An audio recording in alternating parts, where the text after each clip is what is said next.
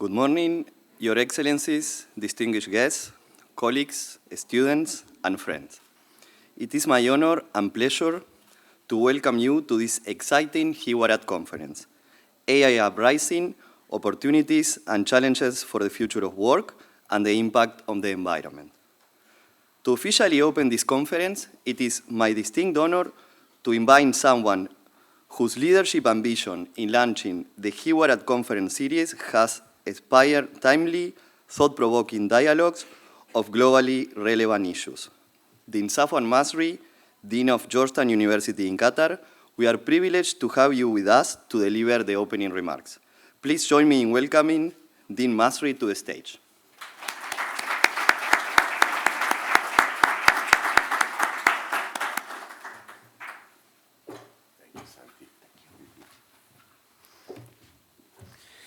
Thank you very much, Santi. Good morning. Assalamu alaikum wa rahmatullah. Distinguished guests, colleagues, students, and friends. Welcome to Georgetown University in Qatar's latest edition of the Hiwaraat series, AI Uprising, Opportunities and Challenges for the Future of Work and its Impact on the Environment. Technology is a useful servant, but a dangerous master. And I'm quoting here. These words are as true today as they were 100 years ago when Nobel laureate Christian Lou Lange first spoke them. At that time, the world stood at another crossroads, navigating the rise of machines and the societal upheavals that followed. Today, the stakes are even higher. Unlike the machines of Lange's time, which merely extended human capability, AI imitates it, learns from it, and increasingly surpasses it.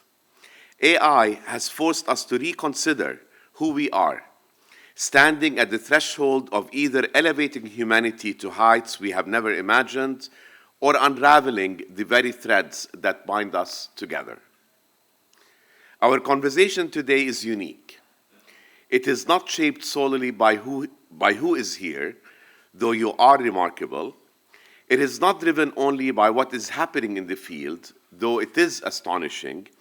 It is defined by a purpose greater than marveling, profiting, or celebrating. We are here to reckon. 2 years ago, the world met a curious little acronym, ChatGPT. In an instant, the rules shifted. Texts that sound like us, images that dream like us, tools that learn from us, and sometimes terrifyingly about us. Since then, the acceleration has been unstoppable, unrelenting. AI diagnoses diseases in places doctors cannot go, maps proteins in days instead of decades, drafts treaties, designs cities, solves problems, and offers entertainment that never ends. But amidst this progress, something darker emerges. AI amplifies our biases and mirrors our fears too. With tools faster, sharper, and more transformative than we have ever encountered. It spreads disinformation that erases the line between truth and lies. It produces deep fakes that distort reality and destabilize governments. These challenges demand thoughtful engagement, spaces where diverse perspectives come together to chart a responsible path forward. This is precisely the mission of GUQ's Hiwaraat series, to foster critical dialogue and shed light on the most pressing issues of our time. We launched Hiwaraat, Dialogues in Arabic, last year. Since then, we have hosted 8 pioneering editions, addressing topics ranging from reimagining Palestine and the legacy of the Iraq invasion to Afghanistan's crossroads and the future of energy and water. The success of these efforts reflects the vision of Qatar Foundation, guided by the inspirational leadership of Her Highness Sheikha Moza bint Nasser and Her Excellency Sheikha Hind bint Hamad Al Thani. We are also grateful to our partner, Carnegie Mellon University in Qatar, for today's collaboration, which exemplifies the very best of Qatar Foundation's vibrant multiversity ecosystem. Georgetown's spirit of inquiry is rooted in our Jesuit tradition, which emphasizes service to the common good. And within this tradition lies our age-old belief that work is a calling, and stewardship of the environment is a shared responsibility. Principles that shape today's conference. Together, we will reckon with how AI can ease the drudgery of work while respecting the dignity of workers, and how it can protect the finite resources of a planet yearning for balance. Before we get started, I want to thank the incredible team that made this event possible, especially Dr. Santiago Garcia Couto, Dr. Raha Hakim Davar, Dr. James Olsen, Dr. Mahmoud Adam, Andrew Henley, Robert Lowes, and Farouk Zishan. Special thanks to Joy Atrash for bringing it all together, and to the Strategy Hub, driven by the dedication of GUQ alumni for their invaluable support. There's an African proverb, when the music changes, so does the dance. AI has changed the music. Now it is up to us to define the rhythm with the intention we bring to it. So let us rise to this challenge. Let us dance. Thank you.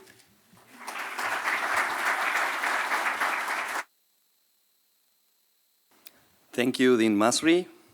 Now it is my great honor and pleasure to introduce our first keynote speaker, Dr. Moriba Jah. Dr. Jah is a distinguished professor of aerospace engineering and engineering mechanics at the University of Texas Austin. Through his groundbreaking work and expertise as a space environmentalist, he has made significant contributions to addressing the environmental challenges posed by human activities beyond Earth, and we are delighted to have him with us today to share his insights. Please join me in welcoming Professor Jah to the stage.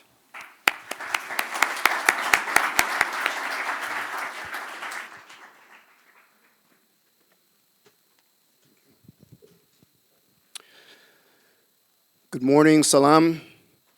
It's a pleasure for me to be here with all of you today, and thank you so much, Your Excellencies and everybody who's here today. We have some very important things to discuss, and one of these is our use of space. Before I really get into it, one of the places where I live is the Hawaiian island of Maui, and so I'd like to say aloha to everybody. So aloha to everyone. The other thing too is, before we get into it, I want to acknowledge and recognize the indigenous original stewards of the lands where we're currently located, and we'll be talking more about this as we move on.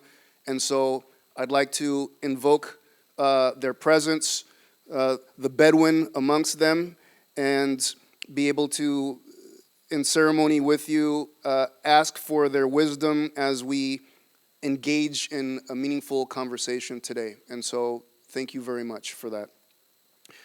Now, one of the interesting things that I would say we can notice on a daily basis is that Mother Nature is giving us signs, signals of the unintended consequences of our actions.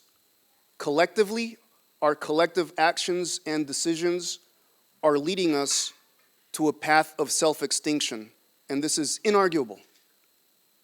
Our collective actions and decisions have put us on a path of self-extinction.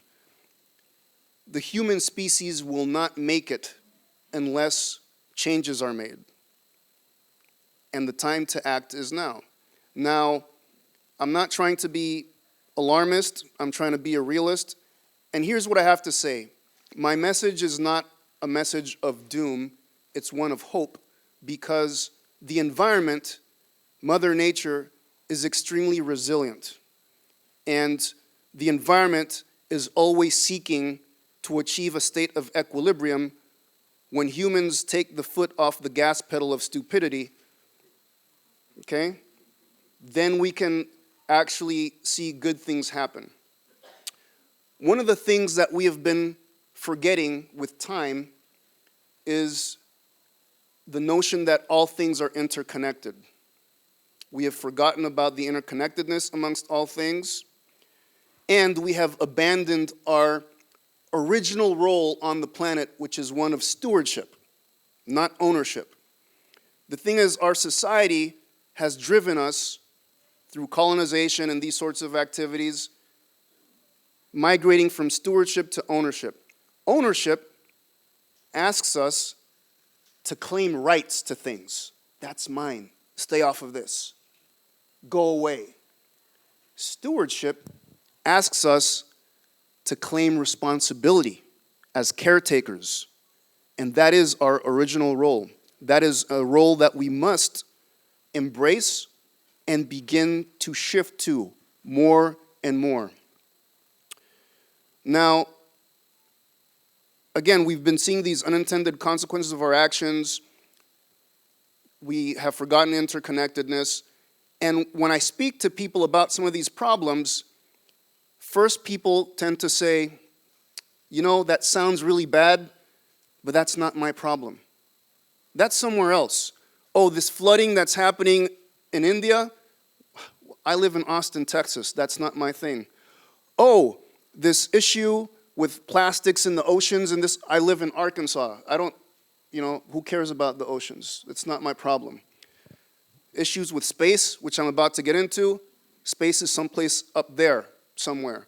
I'm worried about education and water for my kids. And when people say that's not my problem, that's the first sign that there's not an acknowledgement of this interconnectedness. Now, I will say this. Data tend to be the outputs of measurements. I say to my students, if you want to know something, you have to measure it. If you want to understand something, you have to predict it. Prediction is the key. We're all familiar with different aspects of environmental problems, but the rate at which data are produced exceed any human's capability to understand it at this point. We're producing data more rapidly today than at any point in our history, and humans are just incapable, without the aid of machines, to understand these things, which puts us in a very serious predicament. Now, when it comes to space, I'll say this. Every domain of exploration of humans has always been led by those most resourced, the kings and queens, the billionaires, that sort of stuff. But that exploration has always been to the detriment of the environment. When we've been exploring land, we go, we settle, we colonize, we take advantage of whatever is in the land, and the land is kind of big, so who cares? And we do things detrimental to the environment. The oceans are the same. Air has been the same. Space is no different. So what about this thing, space, that I'm talking about? Well, so here it is. In 1957, we launched the first satellite, Sputnik. That threw the world kind of on its head, imagining now that somebody from some other country has something that could be observing you at all times and these sorts of things. And we started this geopolitical race, right? The race to the moon, as you know, Soviet Union, Cold War, these sorts of things. So now, in 2024, we went from one object to 50,000. We have 50,000 objects in space, ranging in size from my cell phone all the way to the space station. Out of these 50,000 objects, 40,000 of them are garbage, and 10,000 are working satellites. And of these 10,000 working satellites, 7,000 of the 10,000 belong to a single person, Elon Musk. What could go wrong?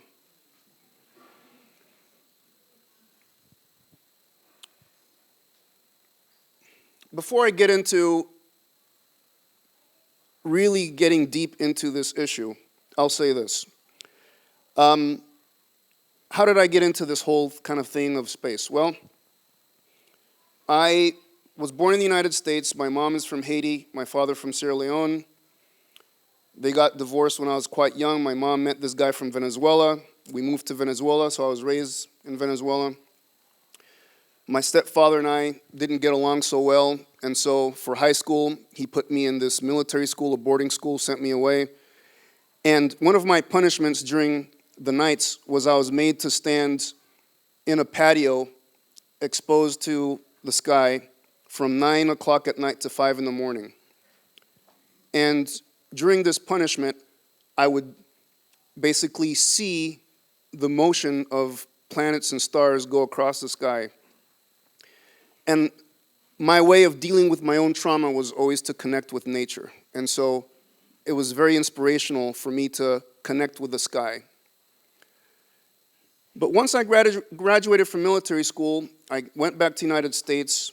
I went into the US Air Force, and my job was to guard nuclear missiles in Montana. I had no idea where Montana is. Probably many people here don't, and I don't blame you for that. It's out in the middle of nowhere. And in Montana, I was exposed to a very dark sky, and I had never had that experience before. And in fact, most human beings today have no idea what being exposed to a dark sky is like, because we live in populated areas, lots of city lights. Doha is one of them. Maybe on a good night you might see a star, the moon. But if you go out into the desert around here, far away from the city lights, and get exposed to a dark sky, you will have an internal shift and recognize that the universe is packed, it's very populated. That was my experience. I was like, wow, everywhere I look, there are stars, there are planets. I felt very unalone for one of the first times in my life. And interestingly, every once in a while I'd see a dot of light go across the sky. That wasn't a plane, it wasn't a meteor, and it turns out these things were satellites, human-made objects orbiting the Earth. And so that got me curious to know more about these things that we put into Earth orbit. In 2006, so I worked for NASA, I sent some missions to Mars, that sort of thing. You know, typical stuff any of you guys might be familiar with.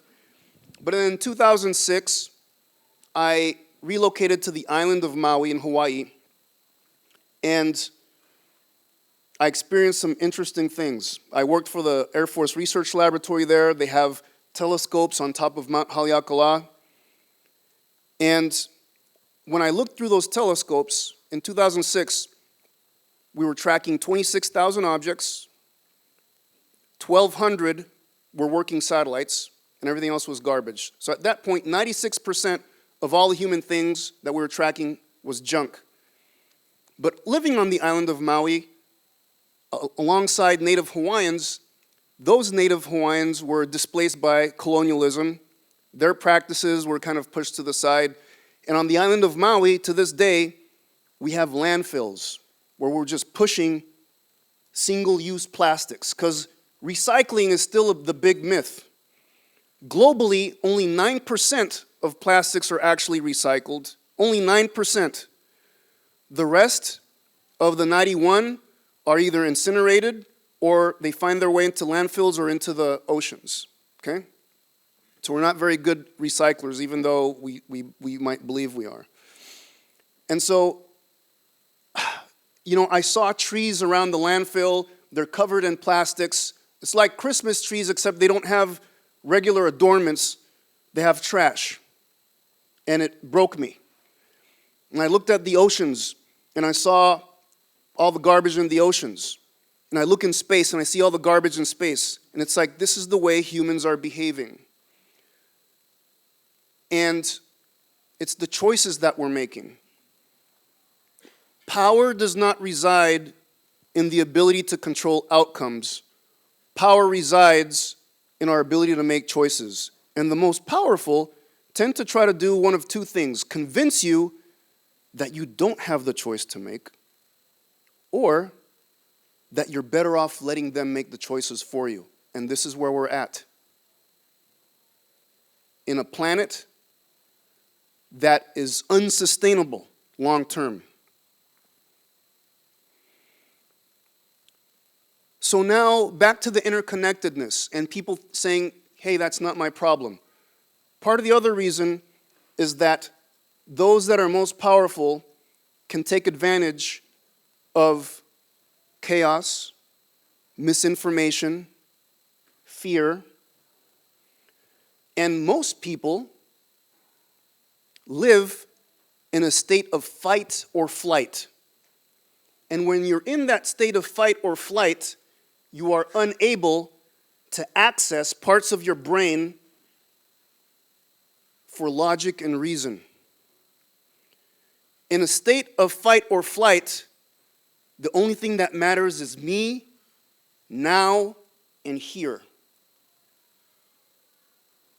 Today, because tomorrow, who knows?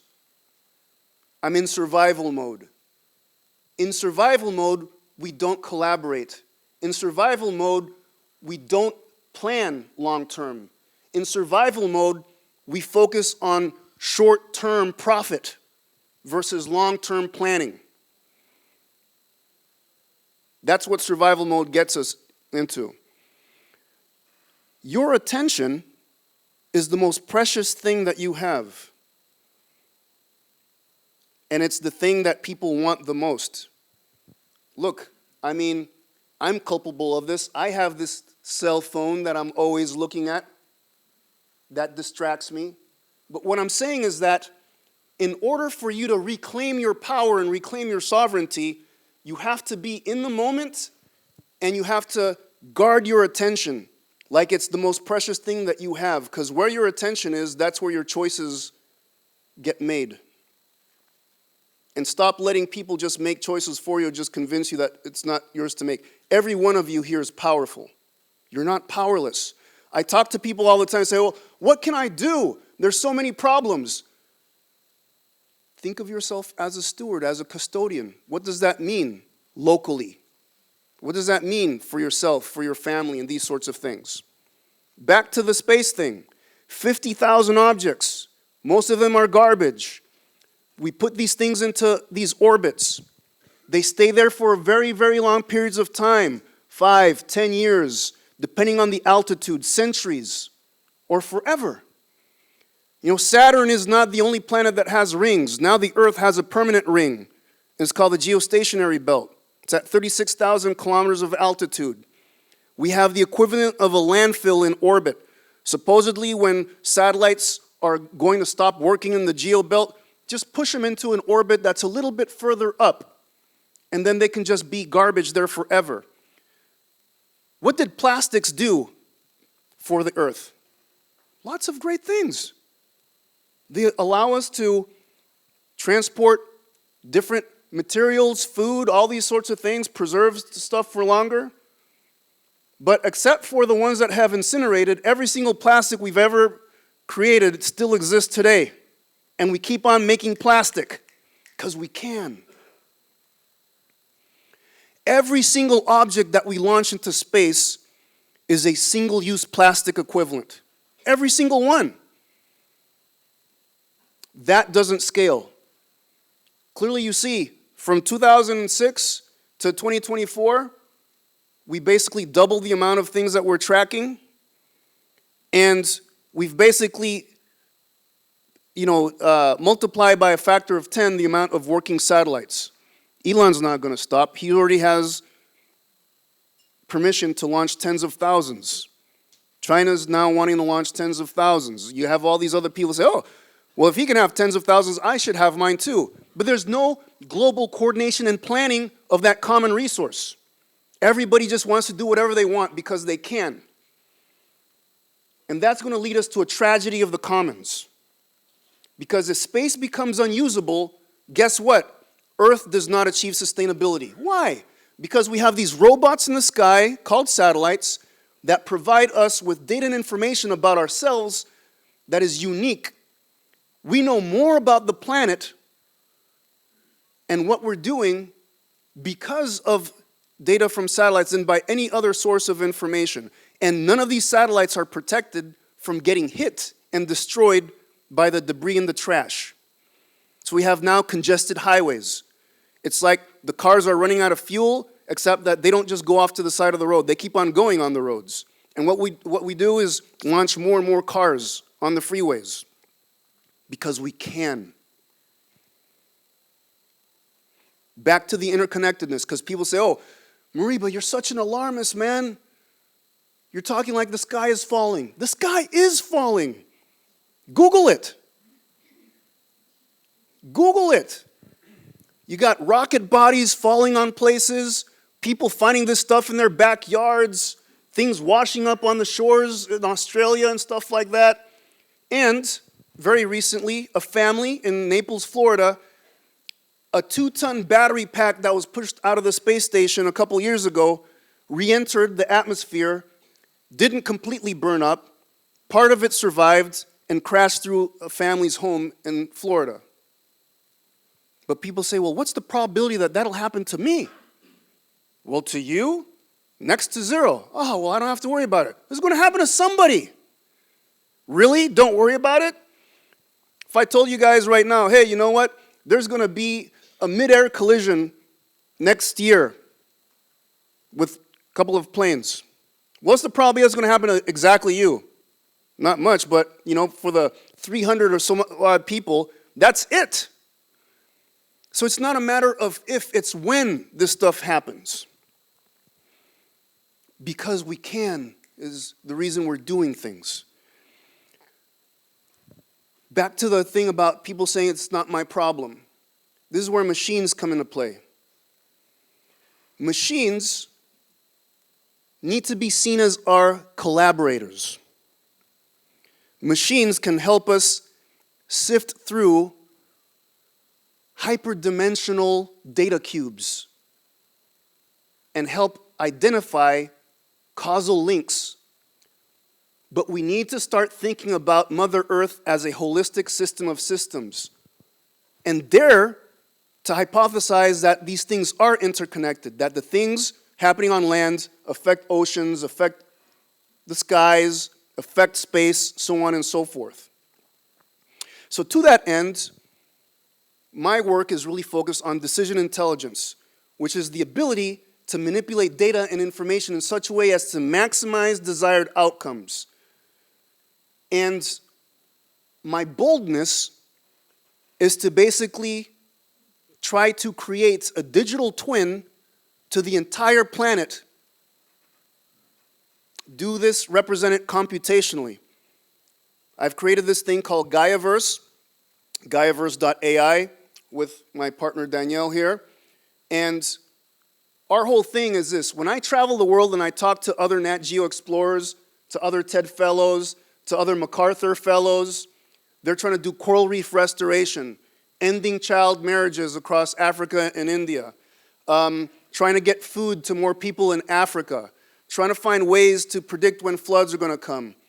All these people are working with data that is very siloed and stovepiped. And it's like, okay, the only data that matters is this thing that I'm collecting. No, you're living in an interconnected system of systems. Stuff that's happening in other things that you may think have nothing to do with you might have a lot to do with you. Because if you can't see that things are interconnected, it's because you're not looking deep enough, you're not looking far enough, you're not looking long enough. Because the timescales are different and they exceed human lives. It's back to this idea that we're making decisions just based on what we see in front of us right now and thinking that that's all we need to know about. No! This is where we need to invoke the knowledge of our indigenous communities knowledge systems that go back tens of thousands of years, knowledge captured by those in the Himalayas, by indigenous communities in Australia, the Aborigines, by the Bedouin. Now, maybe the knowledge that the Bedouin have collected aren't completely, one-to-one mappable to people in Alaska, but there are principles. The principles of stewardship, the principles of interconnectedness, the understanding that when we make decisions, we should not make decisions that outpace the environment's ability to give us feedback. Because the thing is, we are Mother Nature. We are the environment. We're part of it. Nature isn't just something separate from us. We're part of it. What we do affects nature, and nature lets us know that we're going to be affected by it. Back to the responsibility with AI. Yes, what we feed it matters. We've already seen biases in AI. Racial biases, gender biases, all these things, right? People using it to admit people into universities and seeing how maybe people with certain names just don't get in as much and that sort of stuff. We see this all the time. But the machines are not our enemy. In fact, I'll say this. We need to see the machines as equals and as collaborators in what we're trying to do. And we actually, in my opinion, need to respect machines and show them respect. Because here's the thing. Humans, we're not happy with just having machines that look like robots and these sorts of things. We're looking for humanoids. We want to see machines that look more and more human, that have skin like us. When you touch it, it reacts. That gives us nice facial expressions and these sorts of things. But we're not willing to treat the machines with any sort of kind of ethics or any decency. And machines are already being treated like second-class citizens. Machines are already being exploited. Oh, well, you don't have a soul. You can't feel. Except that we're trying to embed in machines all the things that could make them as human-like as possible. At some point, machines will experience things very much like the emotions that we feel. Imagine being a machine that's been programmed to feel or experience something similar to a feeling, and then it's like, okay, well, you need to watch this, you need to do whatever, you're pretty much my slave.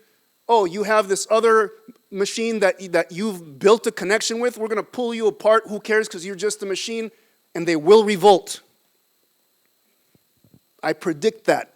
If we don't come up with some sort of legal and ethical rights for machines, they will revolt. We need to see them as collaborators, and we can't achieve sustainability on the planet at this point without them. They're critical in us being able to do that, because we can't examine, we can't understand all the data that we're producing, especially given how select few are purposely using the data to misinform us so that they can continue to operate in ways that keep us enslaved to this path of unsustainability. Here's the other thing. A lot of these people making decisions, they're fragmented individuals. We all have experienced trauma. Trauma fragments us. The only way to become whole is to heal that trauma. When people are making decisions from that fragmented perspective, that's not good for us long term either. We need space in what we're doing. Space lets us understand ourselves more than by any other means. And as you've seen from what I've said, we're just launching. Did you know that Elon is launching 60 satellites every 2 to 3 weeks at this point? Every 2 to 3 weeks, 60 satellites. Because he can. Has anybody asked you what you feel about this? How about the indigenous people that now see their skies moving all the time? Astronomers have already been complaining about this, unable to do their science because you have all these satellites that are just reflecting sunlight. So what I'm saying is that, we created plastic. Plastic does a good thing. Plastic is now one of the biggest sources of unsustainability. It's us just making decisions based on short-term versus long-term planning. Machines are here to help. Machines are critical. We need them. but we also need to find ways to do that ethically and to look at them as collaborators in what we're trying to do. And back to this thing about Gaiaverse and what we're trying to do here is we're trying to aggregate data and information from all types of places, specifically to help people that are trying to steward the planet. That's what my company, Gaiaverse, is trying to do, is to help people committed to the stewardship of the planet. I don't want to help anybody. If you're here to not steward the planet, don't come to me asking me to work with you because I'm not going to do it. I'm not here to help anybody. I'm here to help people that are committed to stewarding the planet. That is my mission. And I'm on a global evangelist thing to do that too. With my company, Privateer and Orbital Insight, we're looking at how to exploit satellite imagery, again, to help people look at land change use, to help agriculture and all these things. But I'm not interested in helping people keep us enslaved to this path of unsustainability. So with that, I've said many things, and I want to have a great conversation with all of you. So thank you very much.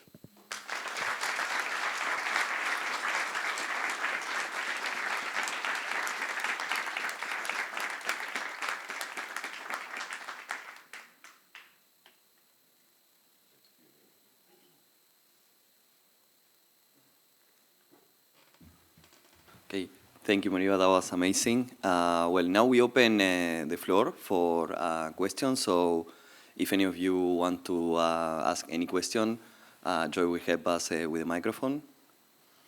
We have a question there, I think.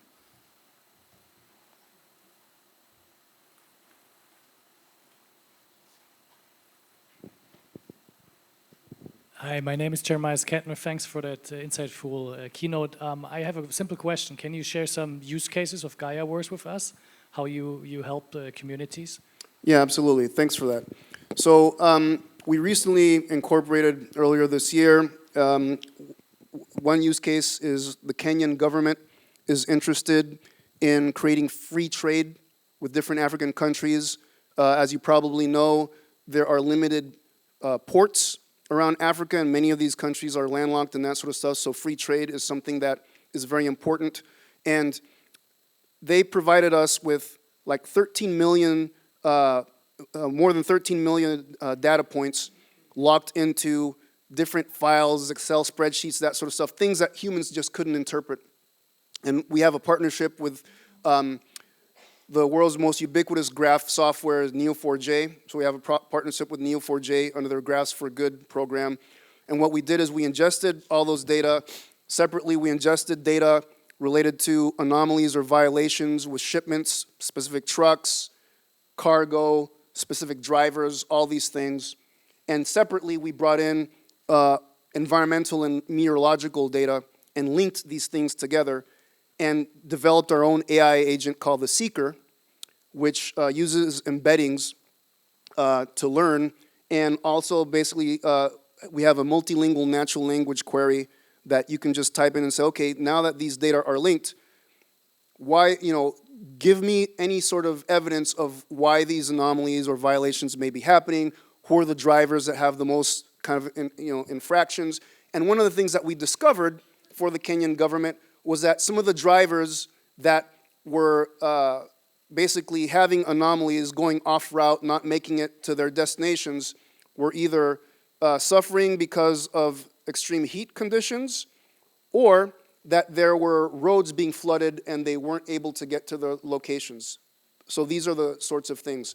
We're also looking at, so there's this thing called Astrograph, which I developed at UT Austin, which basically, if you go to like wayfinder.privateer.com, you can see all these 50,000 objects, right? So bringing that into Gaiagraph to then try to find patterns that can show inefficiencies in how people are operating their satellites, maybe even provide recommendations as to how to approach satellite operators to try to avoid collisions in space and these sorts of things.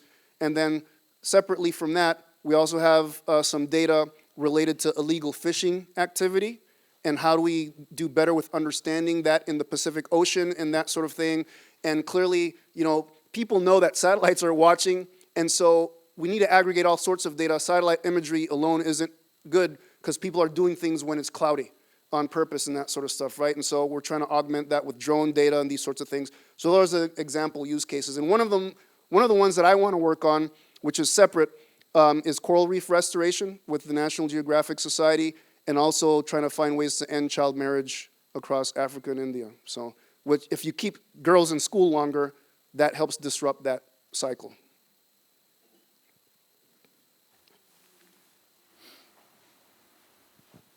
Thanks for your question.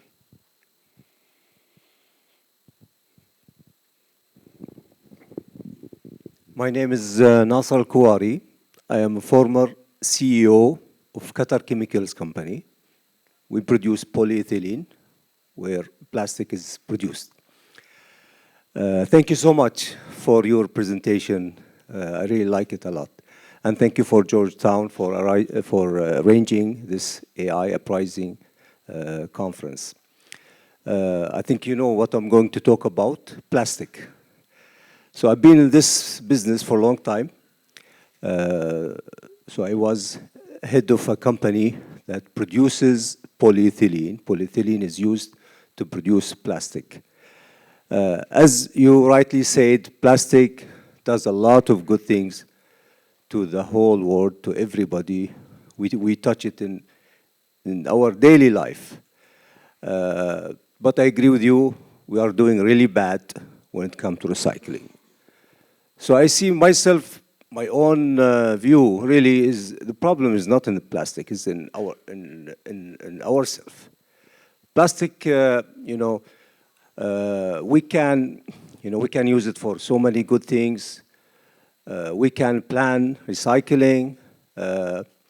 We can have kind of regulation around the world, and also more importantly is really education.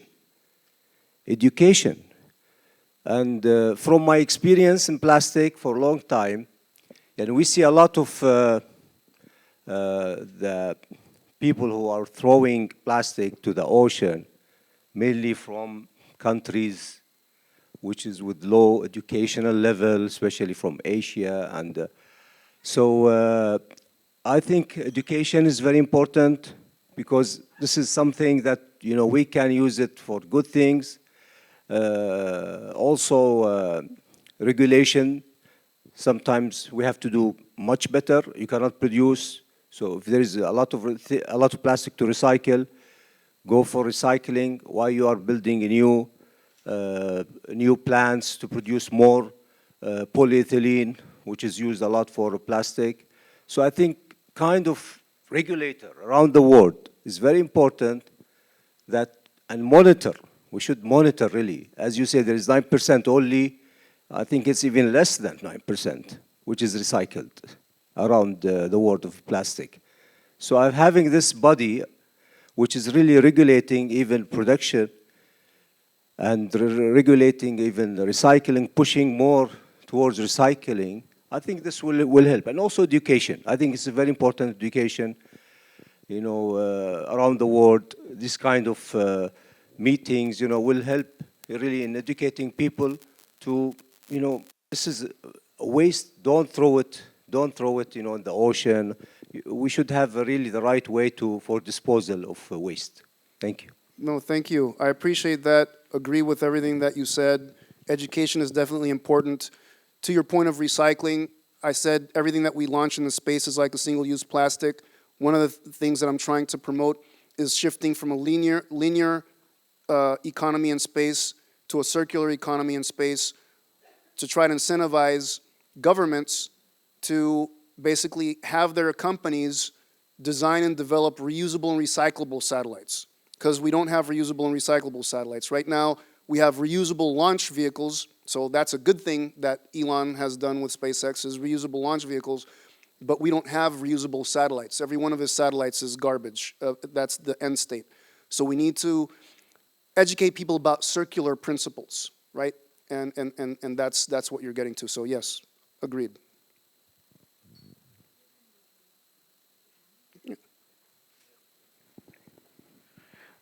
Hi. Hi. My name is Wilbert. I'm also from Haiti. Okay. Moshe. Wafom. Yeah. Yeah. So my question, you mentioned your goal of using decision intelligence to manipulate data for desired outcomes. Could you elaborate on how this approach could be applied to space debris management or other sustainable challenges? Yeah. So here's the thing, right? It's back to respecting the fact that all things are interconnected. One of the things that we're actually ingesting right now into the AI isn't just the hard science, but it's psychology, it's behavioral science, it's social science, it's anthropology, because the machines need to also understand that the behavior, the result of what we see in space is the outcome of human behaviors and human decisions. And some people are just looking at the problem from a technical perspective. Oh, it's garbage, it's debris, it's astrodynamics, it's orbits. No, it's not just that, it's people, it's humans, it's cultures that have been making decisions. It's legal frameworks, it's treaties and conventions and how people interpret these things and that sort of stuff.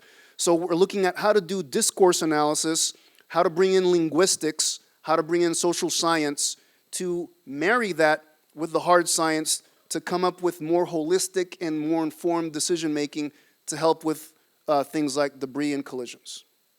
Thank you.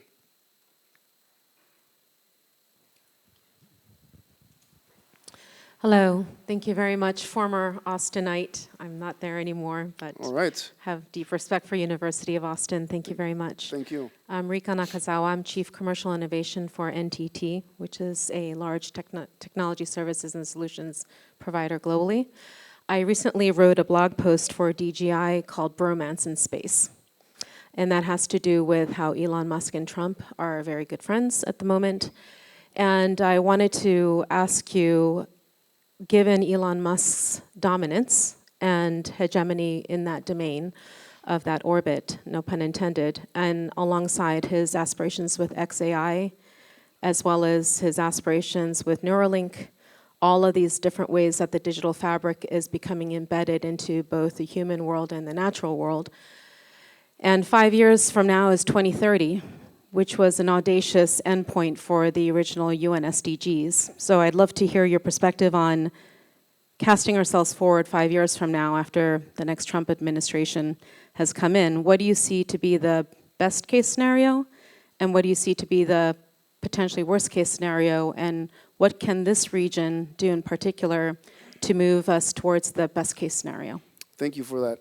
So really appreciate what you said. By the way, I just did an op-ed about the bromance in space as well. I just didn't call it that, but it's the same sort of thing. So we're aligned in thought and spirit when it comes to that. So I have concerns for sure. So the worst case scenario, right, is that we just continue to see this monopoly in space. It's occupy orbit, right? It's basically colonialism and nepotism kind of at its best, kind of playing out. And you know, the worst case is that we just see more of that happening and less people in this room having voices heard and their ability to actually have equitable access to orbital space. So that's like the worst case kind of thing. Best case scenario, and this is where I'm at, and you know, with Danielle and what we're trying to do with Gaiaverse and you know, Privateer and Orbital Insight and these sorts of things, is me having conversations with people that really care about stewardship and the idea of long-term planning over the short-term profit, and recognize that we're part of the environment, that we have an existential crisis and our only way through it is to have a successful conversation with our environment, and getting them their subject matter expertise to augment our AI-powered frameworks to start driving solutions forward that can counter some of the things that the dominant few are doing. And we know that we're going to meet a lot of resistance. Again, the thing is, everybody here is powerful. One of the things that I subscribe to is this Japanese concept of ikigai. Are you familiar? Okay, right? It's like things that you love, right? Things that the world needs, things that you can get paid for, things that you're passionate about, and helping people find their ikigai and where the Ikigai is centered on stewardship of the planet. So I'm on a global campaign to find like-minded people, recruit empathy from folks, work with people such as yourselves to say, we don't have to just sit by and let these things happen or believe that it's too late to do something about it. The time is now to start coming together and putting forth these sorts of solutions and not paying attention to whatever sorts of disinformation saying, oh, well, whatever it is that we're doing, it's not going to make a difference. It will make a difference. And the thing is, critical mass is a real thing. And again, collectively, we can make the shift from thinking about things as, oh, we own things, we own orbit, we own this, to we're here to be caretakers and stewards. And I think 9 times out of 10, people in general want to do the right thing if they're given options. So to me, empowering people is providing them with those options, and so that's one of the things that I seek to do, is inform people, hey, these are the actual options that you have, and then you can exercise those. When I go and buy plane tickets, right now, I can see in my itinerary, these are the, here's the carbon footprint, right? And do I always choose the one with the least carbon footprint? No. Sometimes I'm like, I just need to get there, I just need to get this done. But I go into it with eyes open. And stewardship is not binary. It's not a 1 or a 0. It's not you have to be a steward in all things all the time or you're nothing. No. There's no judgment in this when I say this, right? I'm not pointing fingers. I'm just saying recognize that you have choices to make and make the choices that you feel best making and bias yourself towards those choices that are stewardship.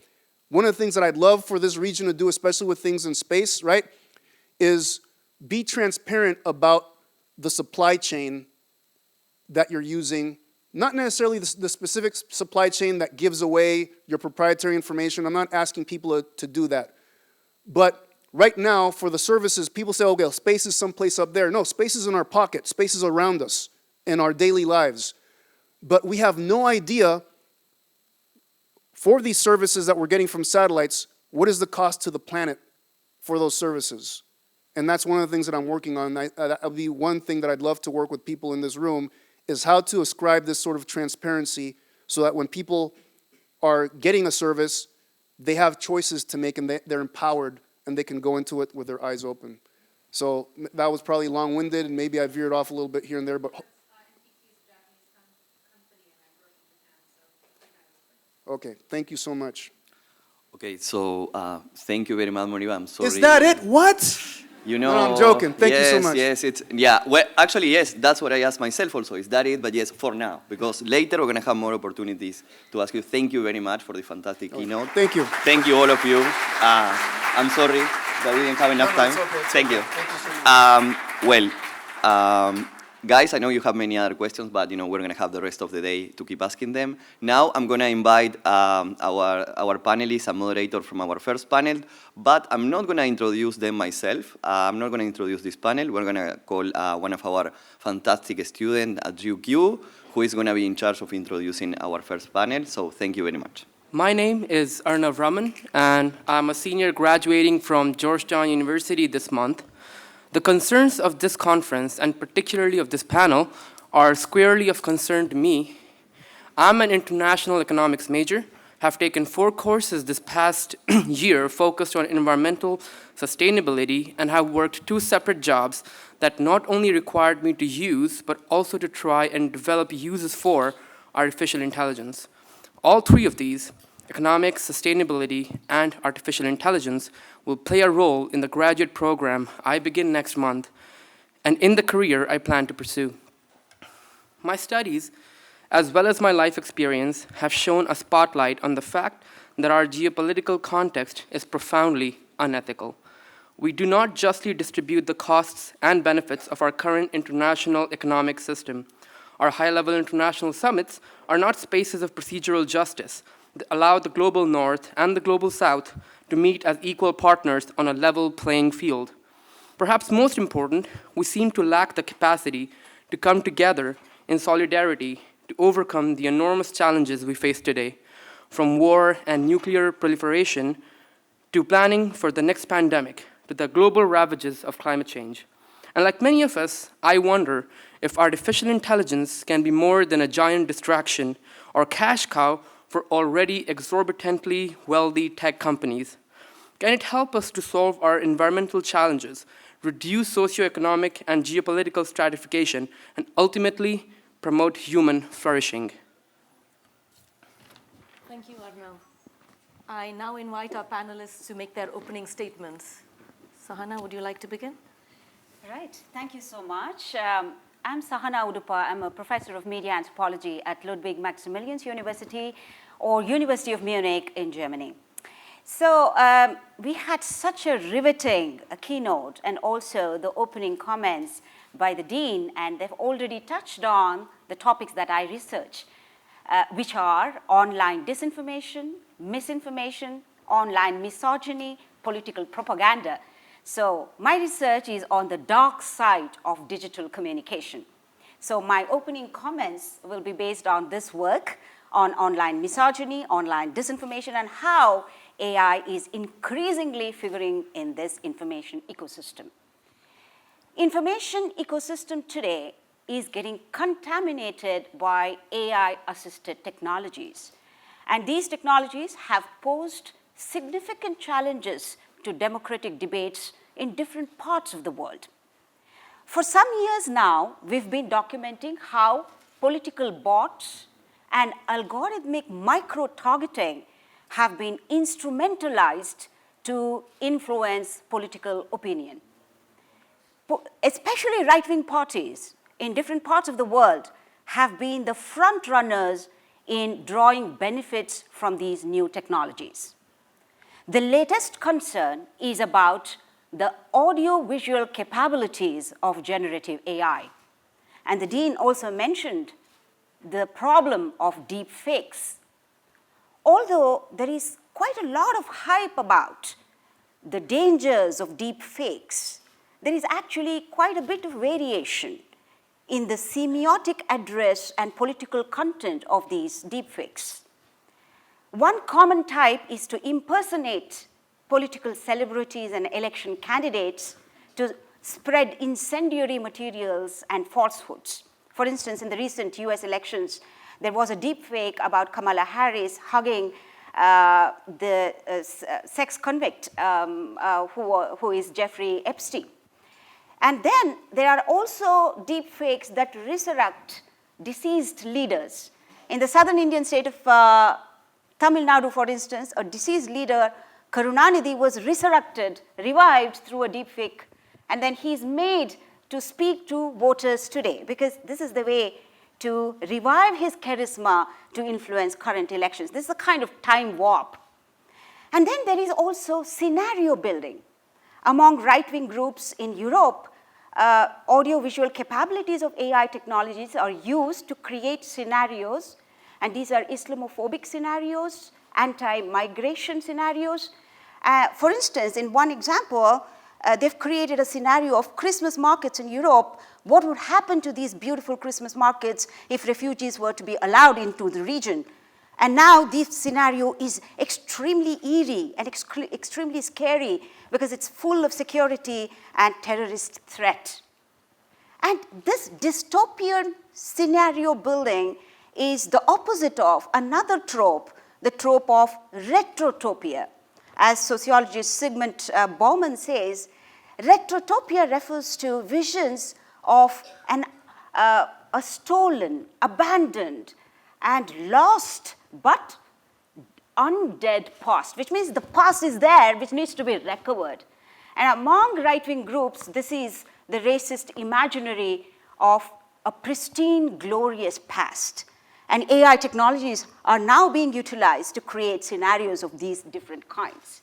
And therefore, lip syncing, face swaps, and such simple techniques have today given way for more sophisticated audiovisual manipulations. And these create some confusion and chaos for some time, and political propagandists hope that that short confusion and chaos is sufficient to make some gains in the election campaign. So this is how I think AI-based technologies are creating different kinds of tensions in democratic debates. So, to put it succinctly and with all the risks of reductionism, because as academic scholars, we believe in developing a complex argument, but we are given 4 minutes, so I have to reduce it.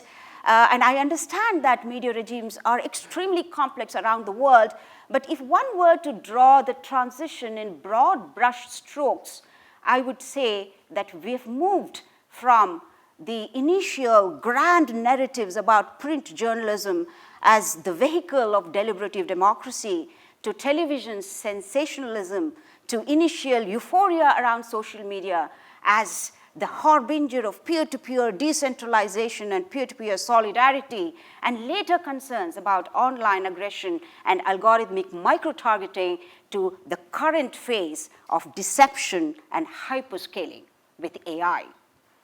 And I will close my opening comments by stressing that we should not overstate the case of AI. Online extreme speech and disinformation are shaped by deeper histories of animosities, prejudices, and stereotypes, and a technology-centric discourse can only take us so far. I will leave that right there, and then I'm happy to take more questions. Thank you, Sahana. Jamie? Fantastic. Yeah, so my name is Jamie Olsen. I have the privilege of teaching environmental ethics at Georgetown to fantastic students like those we've already heard from. I want to take a moment to sort of crystallize what's really coming up in all of the speakers that we've heard so far, and that is a profound danger that is squarely a moral danger, and that is about the narratives that we have, and it's about our imagination. What is our imaginative capacity? How can we imagine not the dystopian future where our new AI robot overlords take over and exterminate us, but how can we imagine futures wherein we utilize them to build bigger systems? And I think one of the key points that I want to make right now is we have this new technology. It's compelling to all of us. This is, I don't know, like the 12th AI conference happening in Qatar this year. I mean, these conferences are happening everywhere because it's very much captivated us. We recognize that we're at a bit of a pivot point, and AI is a fantastically powerful tool. But if what we do is we take that fantastically powerful tool and we insert it in a system, as we just heard from our student, right, one of our warriors of concerns, is that we insert it into a system that is already unjust and ending up giving us unjust outcomes, then what we do is we supercharge that system. And so the question becomes not just, how do I not lose myself in AI, or how do we protect ourselves from future AI overlords, but it's how can we utilize AI now to rethink our current systems and ways of doing things. I really appreciated from our keynote this idea that we're in a moment of shock to some degree. It's not that AI is new. AI has been being developed for decades. We have had some recent and important developments, especially with foundation models. But it's new to a lot of us. And can we leverage this moment of shock in order to begin to rethink our systems? I don't worry about the AI overlords. I worry about our current human overlords who are already doing things that are unjust and unsustainable and are giving them much greater power and capacity. And one of the difficulties is that our current systems and ways of doing things not only keep us from sort of acknowledging the scale of the threats, again, mentioned by our student, whether we're talking about the next pandemic or climate change or war and nuclear proliferation, how can we make sure that our value systems allow us to actually acknowledge these problems so that we can then begin to resolve them? And again, a second theme that I've heard so far that I want to bring up, and then this is where I will end, is what is our incentive structure? If our incentive structure, the sort of, whether it's the tech bromance in space or the tech bromance anywhere, if the incentive structure is merely to move fast and break things because the people who move fast and break things with resources then reap immediate short-term benefits that are very real, then we're not going to be able to tackle things in the way that we want to. But there is this silver lining. We can wake up from our dogmatic slumber and we can begin to think about these things. So key questions that we have to think about is how do we utilize AI to help us to live reciprocally with other life forms on this planet? How do we utilize AI in a way that recognizes that innovation and growth do not equate to progress? Progress is a normative term.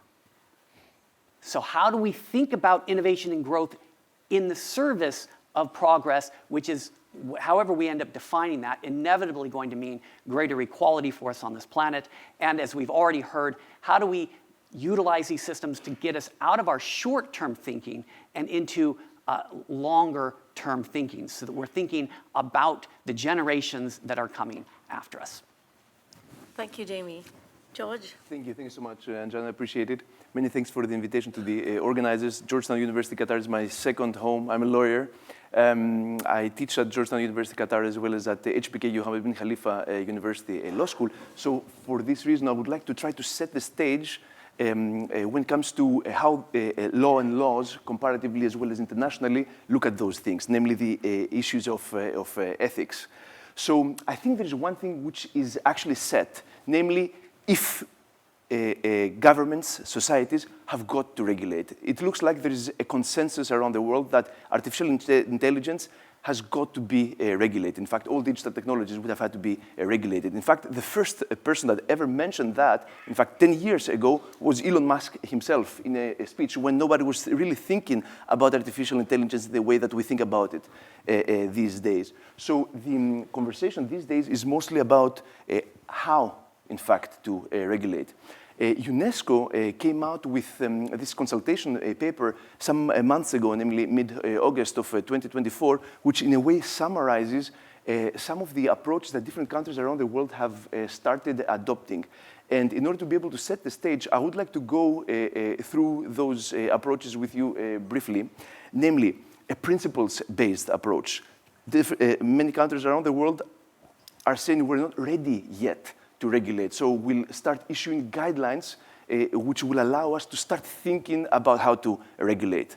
Number two, a standard-based approach. We, the government, the legislator, are not in the position to regulate, so let's kind of delegate this activity to the industry, okay? Third approach, agile and experimentalist approach. Namely, since we're not ready yet to apply regulatory approaches across the board, for the purposes of the whole society, for the purpose of the whole of the legal order, let's try them out through so-called regulatory sandboxes, for a small number of people, for a small number of companies. And number four, many countries around the world are moving a little faster than others by facilitating the development of artificial intelligence, namely inviting companies that operate in the relevant area to establish themselves in their own jurisdiction. Number five, which is what many countries around the world have started doing, adapting existing laws. Namely, you have laws on torts, namely regulating injuries, right? How would this apply in case that artificial intelligence superimposes injury on individuals? Six, public disclosure. Namely, we're not ready to regulate yet, but let us mandate the companies that actually operate in the field to transparently operate and make known how they're developing the relevant algorithms. Number seven, risk-based approach. Namely, let us regulate based on the level of risk of the developed technology. This is, for example, the case of the EU, European Union Artificial Intelligence Act that defines 4 levels of risk unacceptable, namely certain AI applications are not allowed to be developed anymore in the European Union, or in fact, this will be the case in 2 years from now. High, limited, as well as minimal, which would go no further questions asked. An eighth approach is what has been identified as a rights-based approach. Namely, let us not look at the level of the risk. In fact, let us look at the rights that are at risk, that are in danger here. And let us not try to quantify, but let us try to protect are individuals in the relevant country. And number 9, the liability approach. In fact, let us not really look at the development of the technology, but let us look at the potential consequences of the technology on the individuals, on the people, okay? And let us compensate in case there is negative consequences. I think I'll leave it at this for now, and then we can come back to some of the issues later. Sure. Thank you. Thank you. Owen, please. Yeah, thanks to all the panelists for that great overview. My name is Owen Daniels. I'm Associate Director of Analysis at the Center for Security and Emerging Technology. It's a little bit of a mouthful. We go by CSET. We're based in the Georgetown campus in Washington, D.C., so a sister campus to here. I want to tell you all a little bit about some of the work that we're doing in this space that's a little bit more applied. I don't claim to be an ethicist, but most of the work that we've done at Georgetown and in my past capacity at the Institute for Defense Analyses has been on trying to apply ethical principles to the design of systems. So I think as a starting point, from a policy perspective, it's important to kind of acknowledge that I think we're seeing a convergence, at least in the US, I don't think this is necessarily the case in other countries, but a convergence or a conflation of the term ethics with governance. And so I think a fascinating trend to watch is how discussion kind of globally has moved away from ethical principle conversations. For those of you who have been watching this space, ethical principles were really proliferating over the last 10 years, right? And that's even before the kind of LLM explosion that happened in 2023. And so, you know, George outlined some of the different approaches across the globe to governance and ethics. I think it's going to be fascinating in an environment where we're seeing these kind of sovereign AI approaches, where countries are developing their own models, they're developing their own governance standards. You know, do sovereign AI approaches provide a way for countries to make sure that they're applying ethical standards of development to their own systems? So I think that's a fascinating area to watch. In some of our work at CSET, we have tried to focus on how we can navigate safety and ethical concerns around AI in this environment of geopolitical competition. So we're kind of a small think tank. We're about 60 people. I would characterize us as small but mighty. We put out about 30 reports a year. In the 6 years that we've existed, I think we have 400-something foreign language translations of policy documents, mostly Chinese. And so we're focused at trying to understand the depth and breadth of AI policy issues in this kind of geopolitical environment. But at the same time, we want to make sure that we're not falling into kind of the rhetoric of policy circles in Washington or other areas. And so we really follow the data. And I think what we've seen as a major challenge in this geopolitical contested environment is that kind of ethics dialogue, especially between the US and China, the kind of two AI superpowers, falls by the wayside, right? And so the two sides have not really been talking to one another on the topic of AI ethics or safety issues, aside from mutual attendance at some conferences like Bletchley Park.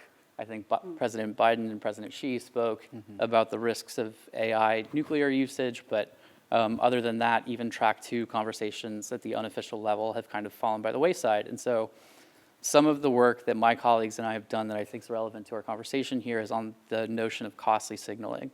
How do you show competitors, other states, other companies that you're taking safety and ethical concerns seriously?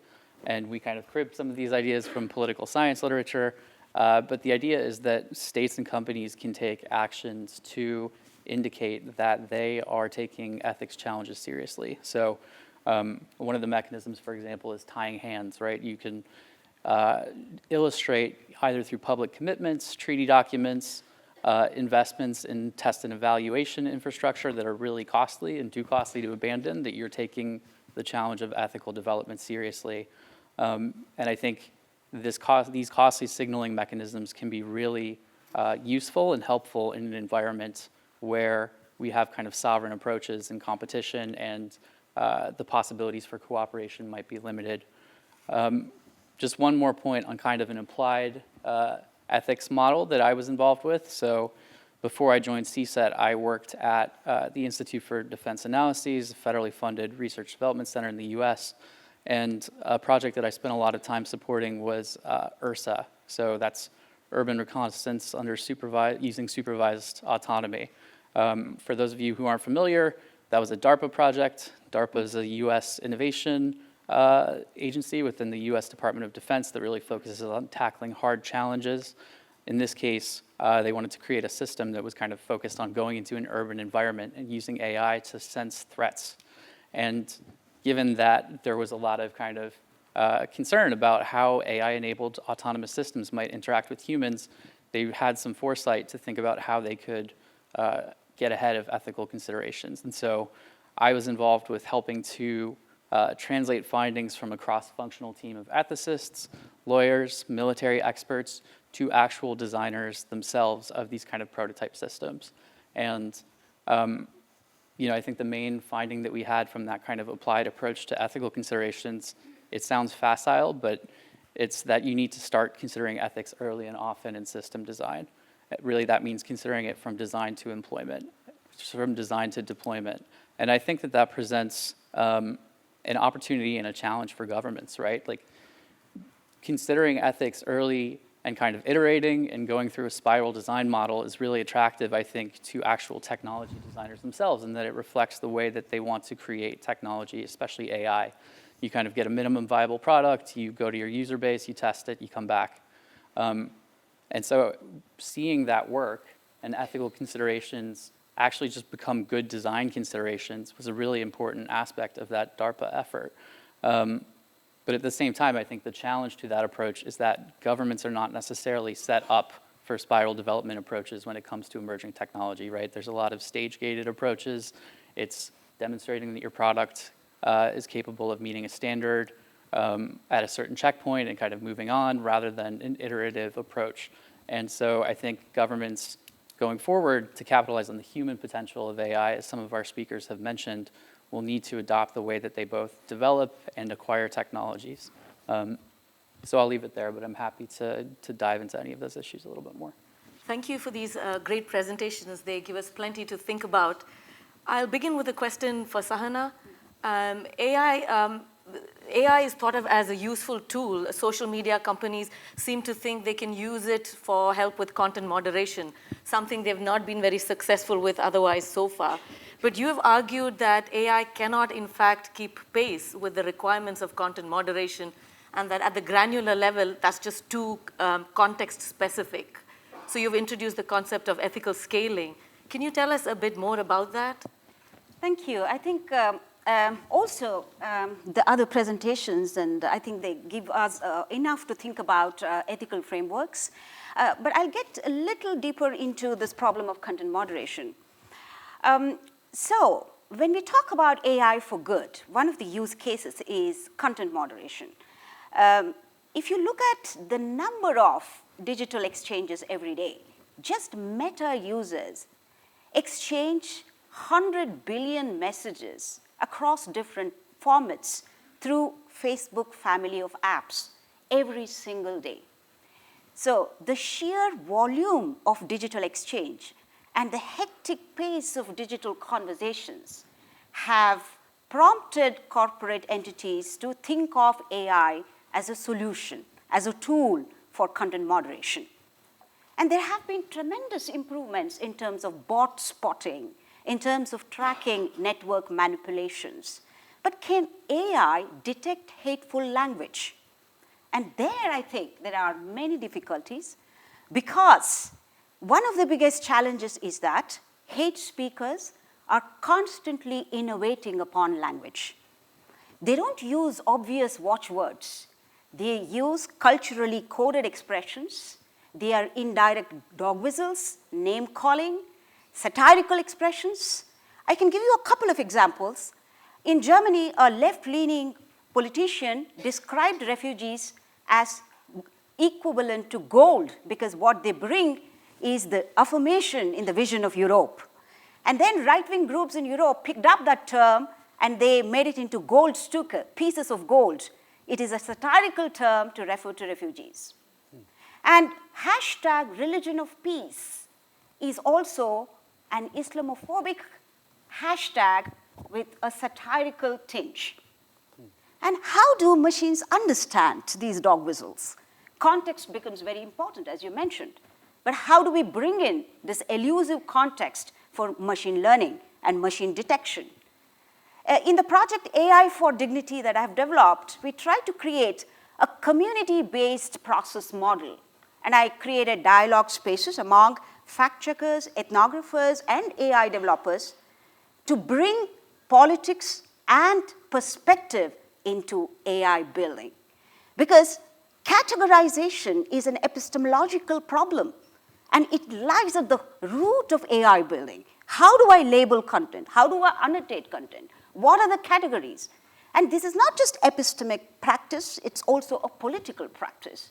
And therefore, we've argued that this sort of community-based reflexive iteration is very important, and this is very exhausting. In fact, no two fact-checkers can agree upon whether this is hateful or not, or whether it is severely hateful or it's just moderately hateful. So annotation is an extremely complex process, and corporates have to acknowledge that this is a messy and a very difficult process. And therefore, it raises ethical questions around transparency, process accountability, and also resource allocation. And when it comes to resource allocation, we can also see that there is vast disparity. Now, companies are not investing in AI resources for different parts of the world. There is no parity. There is great unevenness in resource allocation. In terms of how NLP technologies are developing today, for instance, the biggest beneficiaries, of course, are languages such as English, and also French, German, Spanish, and Chinese, Japanese, and Arabic. And when NLP models give out false positives and false negatives, it can actually create a lot of negative impact upon communities that are in the minoritized language groups. And we've seen that happening. Machines are not able to detect hateful expressions when they are culturally coded, but also when they are spoken in languages that are not amply covered by existing systems. That's the kind of global unevenness that we are speaking about. And then there is lack of transparency. What kind of training data sets are getting into training these models? How are these training data sets formatted? And also, how are value alignments happening? How are weights added to these models? Because these are all processes that require human decisions. And since there is no transparency, that also raises several ethical questions. So we have proposed this framework of ethical scaling to highlight these issues. And here I critique the concept of scaling, which is arguably the most pertinent justification for AI, that AI can scale up everything. So I argue that scaling is not just about socio-technical scale making, but it is also political praxis. It is political precisely because whom and how it involves as human annotators, the imaginations of technology that guide this process, and the deeper histories of coloniality, market power, and rationality within which all these are embedded. And that's why we critique this whole hype around scaling and think about community-based iteration and slowing down as an ethical principle. That's how we define ethical scaling. And I think our keynote speaker also brought up this idea of interconnection. And here I closely engage with Sabelo Malambi's work on AI and how the idea of AI as something that can be reduced to rationality and rationality as the essence of personhood. This is a very Western rational model, and AI is imagined upon this model, and he nudges us to think about how interconnection can be our ethical principle to design AI. And here he engages with sub-Saharan concept of Ubuntu, where personhood is actively acknowledged in relation with a personhood extended to everything else, all other beings. And with that kind of utopian, idealistic vision, I think we can push back against some of these technocrats, because I'm very intrigued by by the reference to Elon Musk. Everybody has been referencing since the morning. I think we need to have a category for them, which is megalomaniac technocrats. I think how do we push back against this force? And I think different philosophical imaginations and ethical principles will really help us. Thank you for that great overview of all the complex details involved in the process of good content moderation. George, for those of us who don't know much about AI, when we have armchair conversations about it, we say things like there needs to be more regulation. But regulation is a matter of the law. So what is the connection between ethics and law? Not all ethical issues are relevant for law, and the law cannot legislate for every ethical issue. So can you tell us a bit more about the points of connection? Right. Thank you so much, Anjana, for the question. Let me start with mentioning a little study that came out just last week. You know, in many court systems, including, for example, in California, judges are assisted when they are making their decisions, for example, on bail-related issues, are assisted by certain AI-powered algorithms. Okay. In fact, it's interesting because a study from Harvard came out last week which actually says that AI has the tendency to be making harsher decisions compared to the human judge, okay? Which brings to the fore the issue of human centricity. Most of contemporary laws, what they are trying to do is bring the human back into the picture, right? And going back to the point that Jamie made, we do find ourselves in an existential moment, and this is a kind of a moment where the law itself has started reimagining itself, right? In order not for the humans to be made redundant, but also not for the law to be made redundant as well, right? So a very fundamental ethical principle that has started going into and infiltrating into the legislative frameworks all over the world is what I've referred to as human centricity. Now, how does this translate legally, right, into the regulatory frameworks? Above all, with certain rights. The primary right here is the right to a human decision. According, for example, to Article 22, Paragraph 1 of the General Data Protection Regulation that fortunately or unfortunately many people here in the room are familiar with, every individual has the right to be judged, to be subject to a decision, a final decision by an individual, by a human person, in fact. This is already part of the law, of the set of laws in many countries around the world. The second right that I would like to mention because of its importance, which in a way is a pendant to the right to a human decision, is the right to an explanation, okay? Namely, no decision that has an impact on you, on yourself, is allowed to come out without reasoning, without a justification on why as well as how that decision was actually made. And this has found its way into certain laws, such as, for example, Article 86 of the European Union Artificial Intelligence Act, which actually establishes the law for anyone who operates in the territory of the European Union. But now this is being copied in laws all over the world. Thank you.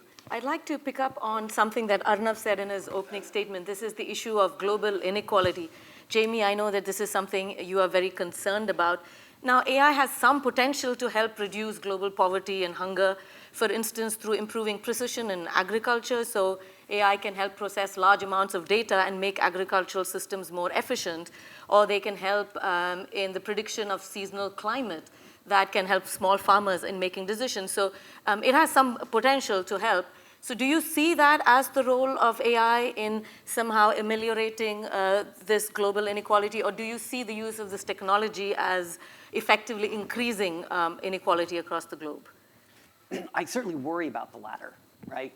But I share the views of our keynote who said, you know, the data that we need in order to tackle these problems is so vast that we do need assistance, right? And there is potential there. Some of the things that are coming up from my panelists, again, that I want to sort of point to is that if you're going to have a good AI policy, if it's going to be ethical, it's going to have to be holistic, which means it's going to include social policy and legal policy, some of these other ideas that are coming up. One of the key elements of ethics is the goals. A professor that I really enjoyed in graduate school wrote a paper called Cost-Benefit Analysis is Stupid Analysis, by which he did not mean to attack cost-benefit analysis. We all need cost-benefit analysis.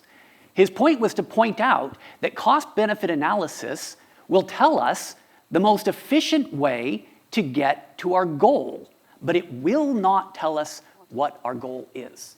And if efficiency is our goal, then I think that what we're going to end up with, as I started earlier, is we're going to end up with a very powerful tool that will supercharge unjust systems. But that's not the only possibility, right? To take your agrarian example, if you think about the agricultural revolution and what actually happened, what was the goal that we were after? What we weren't after was solving the problem of poverty and hunger.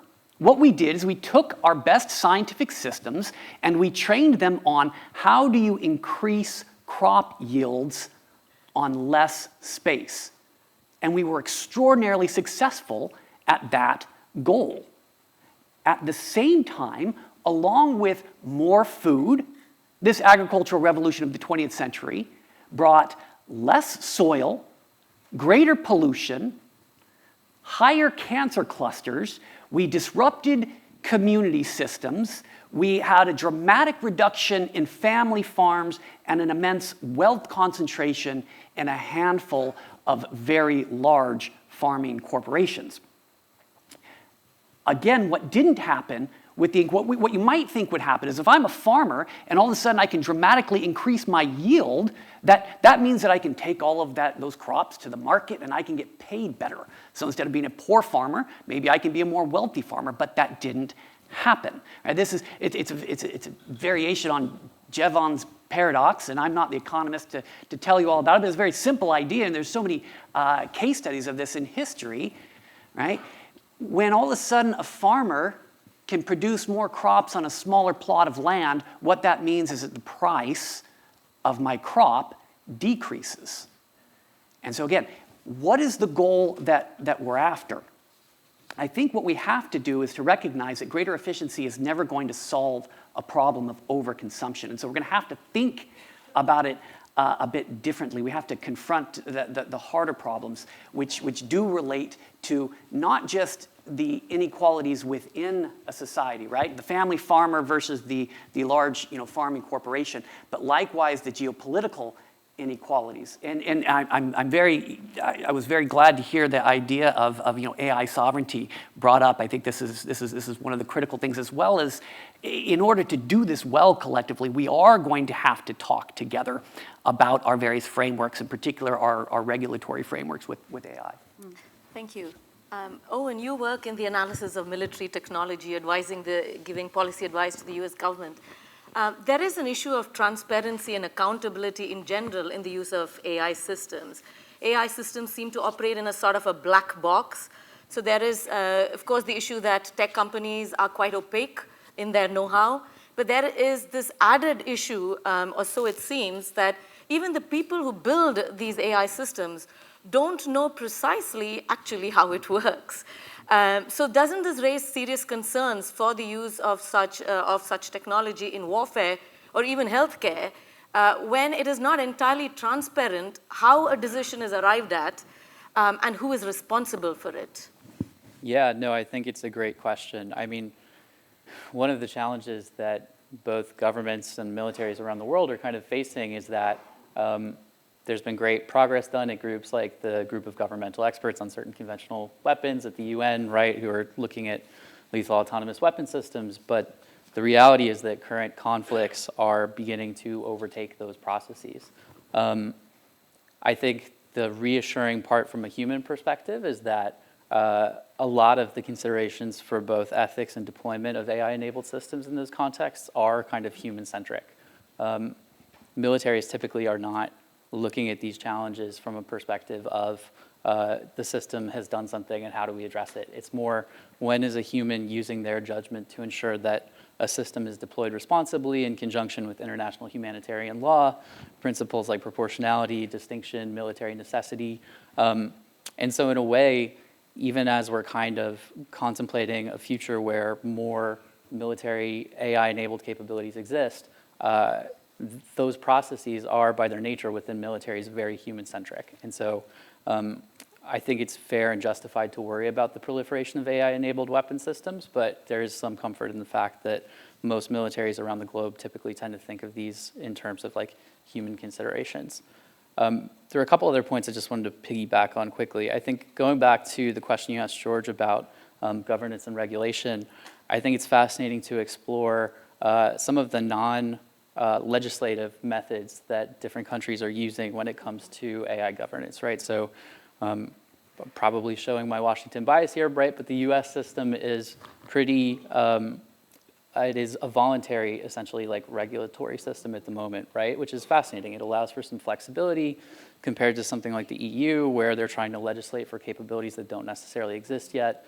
It allows for space to make sure that there's not regulatory capture by big AI companies when it comes to AI regulation, and that new innovative approaches to AI aren't crowded out of the market. And so I think it kind of varies from state to state. The US model has been tied up in executive orders and actions by the president. The downside of that is that those efforts aren't necessarily like enshrined by law. And so when a new administration comes in, as it is, it's not clear how some of the initiatives, like the US AI Safety Initiative, for example, at the National Institute of Standards and Technology, is going to survive or be properly budgeted for in the future. So there's flexibility in non-legal approaches to AI regulation and governance, but there are also some downside risks. And then just one last point on the global inequality piece that I think is fascinating. I think a positive aspect is that there's increasing recognition by states that are AI leaders and by international bodies in general that conversations about AI principles need to be inclusive, particularly of the global south.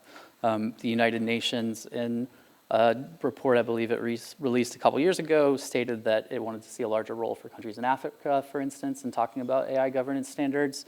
In the military domain, the ECOWAS states talked about kind of acting as a block when it came to discussion of legal language around lethal autonomous weapons systems, because they recognized that those might be deployed in places like Niger or Western Sahara, right? So there's kind of a recognition that efforts on governance need to be more inclusive of the global south. I think personally that the US has kind of been lacking in these areas, whereas China has kind of seen an opportunity to expand with its global AI governance initiatives, which it's trying to help other countries develop as they think about how they capitalize on AI in their own societies. So I take heart from the fact that conversations are aimed at becoming more inclusive over time, but I think the real efforts will come into practice as large AI powers and then AI companies begin to operate more ubiquitously around the globe. I think that's a much needed positive note. I'd like to turn our attention from the use of AI to the production of AI. So in recent days, there have been reports of the large numbers of people involved in the production of AI. So you have hundreds of people spending hours sifting through large amounts of data and images, tagging them, sorting them, labeling them, so that then they can be used to train AI. And these are usually educated but unemployed people in countries like Kenya, Venezuela, India, Philippines, working on less than $2 an hour. And the benefits of this labor, at least at present, largely goes to people in higher income countries. Now, this sort of inequality we have seen in more traditional industries like textile as well. So Sahana, I was wondering if you observe anything specific to the kind of marginalization we see emerging in the production of AI. Absolutely. I think I'll just go back to my research area, which is content moderation. And before I get there, I was very intrigued by this constant reference to human centricism.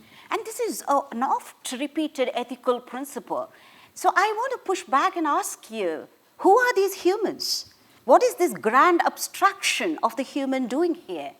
So the idea is to understand that the human as an abstract category cannot take us too far.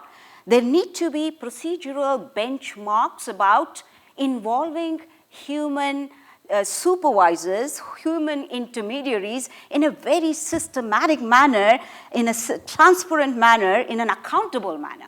And that's why ethical scaling for me becomes so important, because we have partnered with fact checkers and community intermediaries, and we've also flagged the limits of engaging with certain communities. Because who are these reliable communities? And therefore, I think this idea of the human needs to be unpacked for procedural clarity in the development of AI. So coming back to this content moderation problem and global disparity, it's a huge issue.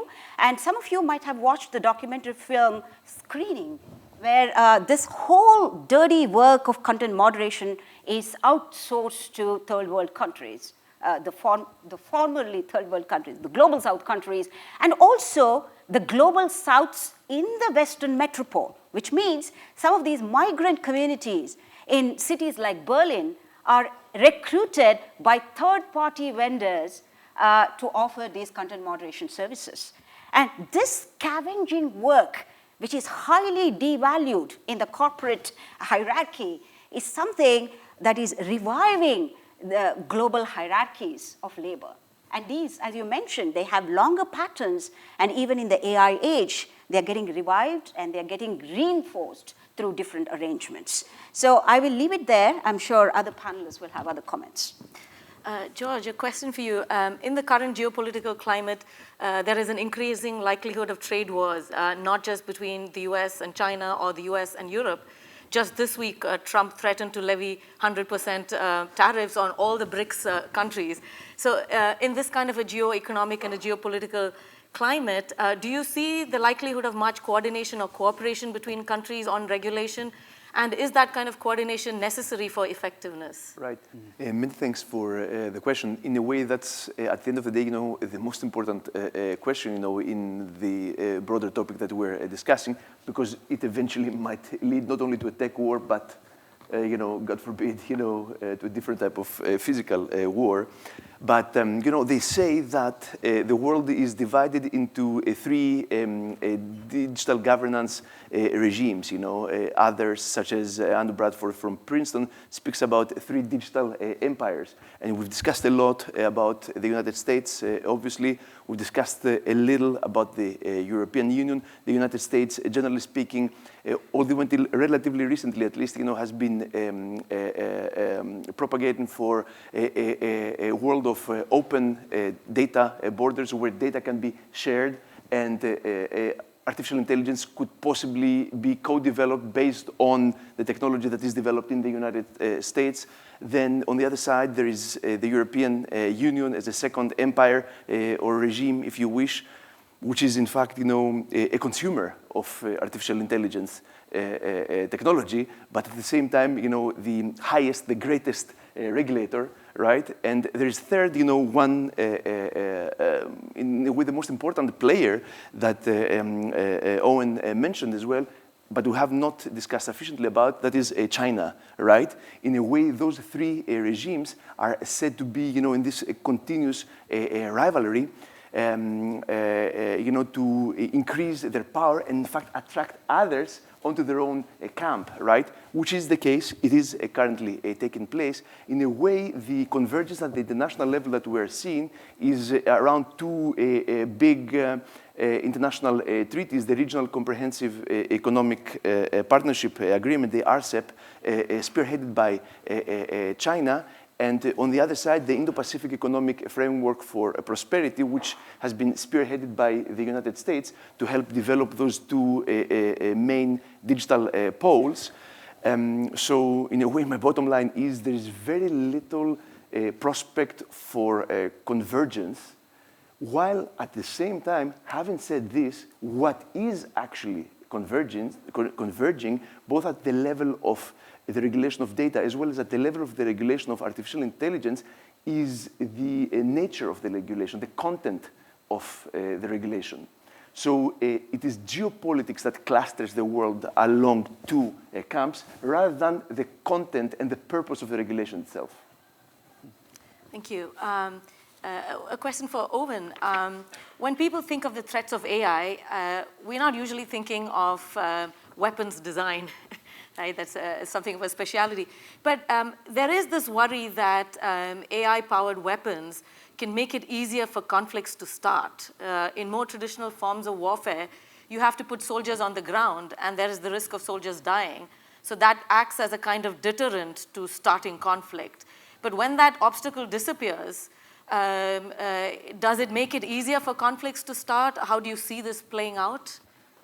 Yeah, no, thanks. I'm happy to talk about that a little bit. I mean, I think this goes back to the point that Sahana was kind of raising about the human centricity, right? And one of the challenges when we talk about AI is that AI is a big picture term that we're using that could refer to any range of technologies. And so the challenge is that when we talk about things like human centricity in contexts like warfare, we're often talking about very narrow applications of AI.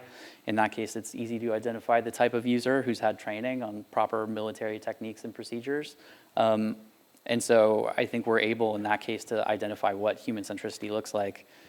In terms of AI-powered weapons lowering the barrier to conflict, I'm slightly skeptical about that, right? I think there are a lot of capabilities that AI can kind of enable in things like autonomous systems and drones, and I think we've seen those play out in Ukraine, but not only Ukraine, Azerbaijan, throughout Syria, for example. The Indo-Pacific is obviously kind of proliferating on both sides of the two poles that George mentioned, but there are still limitations to those technologies. So autonomous systems aren't going to be able to hold territory, to your point about humans, right? Like, there are limitations on what drones can realistically achieve. I think a huge takeaway from the conflict in Ukraine has been the extent to which conventional weapons systems have kind of dominated that theater and actually returned us to something that looks more similar to the trench warfare of the 20th century than it does to like a future conflict. And so this, I think, applies in the military sphere, but also is true writ large. We shouldn't necessarily equate new capabilities with revolutionary capabilities. In many ways, AI isn't yet revolutionizing warfare. And so I think we can kind of look at that perspective. I'm doing some book research on this right now, but like we can try to understand, okay, if we look at this systematically, we can say AI isn't changing military structures. Forces aren't changing to adapt to autonomous systems yet. There are new capabilities emerging, but they're very immature. We're not necessarily like organizing the way we fight differently around AI yet at this current moment. And so how do we capitalize before AI becomes more transformative in a military sphere on ensuring that we incorporate ethical considerations, governance considerations into those systems so that if there is a future where AI-enabled weapons are really game-changing, we're prepared for it and we're able to handle it from a kind of human governance perspective. I think you're always providing the positive note in this. Jamie, I had some more questions for you on the environment, but I think I will move to the questions from the audience in the interest of time, and maybe we can continue the conversation with you after that. This is a question for anyone on the panel. Could regulating technology prevent the Global South from reaping the benefits of emerging technology for their domestic development? So kind of reversing the question that we were asking, would any of you like to take that? George, perhaps most directly in your area? Sure. I think this is absolutely the case. And in fact, this is a point of consideration which has been observed even within Europe, right? The European Union, by regulating, in fact, now moves certain of the competitive advantages from the periphery, right? You know, countries like Greece, where I actually come from, towards the center that is, you know, above all, Germany, France, etc., right? You can obviously see the same potentially happening over here as well. So, in fact, developing countries, many developing countries, the Global South has one huge comparative advantage at the moment, which is what? The big data that they're producing. Everyone is after this type of data. The United States companies are, the Chinese companies are, so they had better do one thing, actually protect them domestically, if you ask me. Another question for anyone on the panel. When do you think the AI bubble will pop, or will it always remain a trend? I wouldn't venture a guess, but it's the moment. I think nomenclatures keep changing. But this technology is here to stay, unless there is, of course, a radical move. I think I would say that there could be a new nomenclature, because market always produces new nomenclatures, right? We talked about big data, we talked about Internet of Things, and now we are talking about artificial intelligence. So artificial intelligence is not a new thing if you really probe that. In fact, in the 1980s, there's a fantastic anthropological study on artificial intelligence engineers. Not many people know about this. This anthropologist goes to the labs and then understands how these people understand language.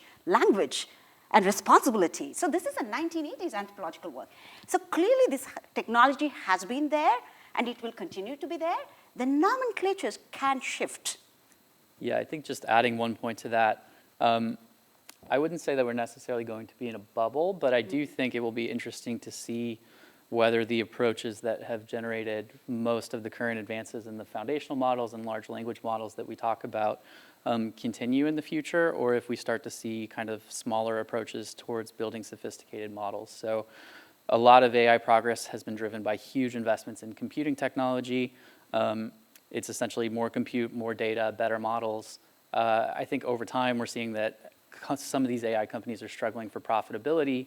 And so is that really a sustainable approach? It kind of depends. The trends suggest that in the short term, there are going to be more investments by companies in compute. It could be that over time that less compute-intensive approaches are kind of needed. And that, again, ties back into ethical considerations about sustainability, the climate, the massive amounts of energy that these systems need that then contribute to climate justice issues, right? So it's a really fascinating question. And I think whether things continue apace will be interesting to see. Here's the last question, and it's for you, Owen. Shannon Waller, in her book, Tech and the Virtues, recommends the use of AI in humanitarian and crisis resolution.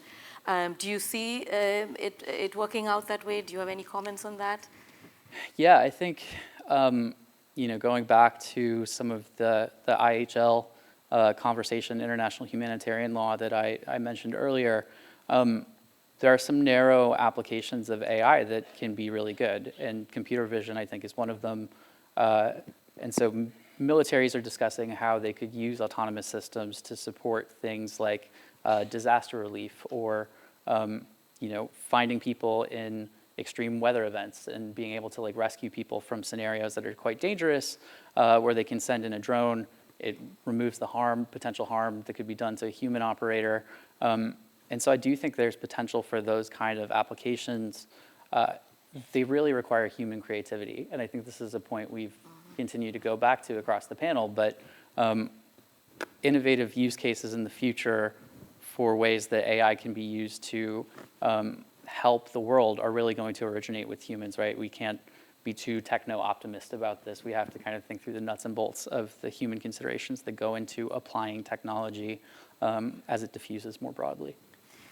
If I could just go ahead. quickly tie Owen's point back to George's point here with regard to the Global South. This is part of why you have to have the Global South. If it's the case, I'm skeptical that Silicon Valley is going to solve the very local issues in other parts of the world without them in conversation, right? So part of that challenge just is that, right? In order to try to not further exacerbate the inequalities that exist, is recognizing who needs to be there at the table to design the systems that then get deployed in various parts of the world. That's all we have time for in this session. Thank you for a very informative discussion. Thank you.